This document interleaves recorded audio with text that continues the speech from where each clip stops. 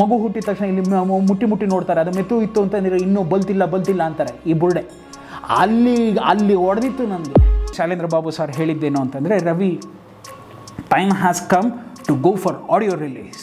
So ನಿಮ್ಮ ಯಜಮಾನರು ಕರ್ಬೋಣ, Vishnu sir ಕರ್ಬೋಣ, ಅವ್ರು ಇದು ಮುಹೂರ್ತಕ್ಕೂ ಬಂದಿರಲಿಲ್ಲ, ಇದಕ್ಕೆ ಬರ್ತಾರೆ. ಸರಿ, ಏನು ಅನುಭವಿಸಿದೆ, ಎಲ್ಲರ ಉಗಿತವನ್ನು ತನ್ನ ದೇಹದ ಮೇಲೆ ಹಾಕ್ಕೊಂಡು, ಎಲ್ಲವನ್ನೂ ತನ್ನ ಮನಸ್ಸಿಗೆ ಹೃದಯಕ್ಕೆ ಹಾಕ್ಕೊಂಡು, ಎಲ್ಲರೂ ನೆಮ್ಮದಿಯಾಗಿ ಸಂತೋಷವಾಗಿ ತನ್ನ ಕೈಲಾದಷ್ಟು ಸುಖವಾಗಿಟ್ಟು ಹೋದಂಥ ಜೀವ ಯಾವುದು ಅಂತಂದರೆ that was one and only ನನ್ನ ಯಜಮಾನ ಡಾಕ್ಟರ್ ವಿಷ್ಣುವರ್ಧನ್ ಸರ್. ಏನೋ ಅಂದರೆ ಸಾಕು, ಆ ಮನೆ ಯಾವ ಜಾಗದಲ್ಲಿರ್ತಾರೋ ಆ ಎಕ್ಕೋ ಬೌನ್ಸ್ ಆಗೋದು.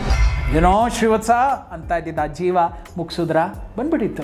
ಅಂದರೆ ಆ ರಿಲೇಷನ್ಶಿಪ್ ಅಷ್ಟು ದೂರ ಆಗಿಬಿಟ್ಟಿತ್ತು.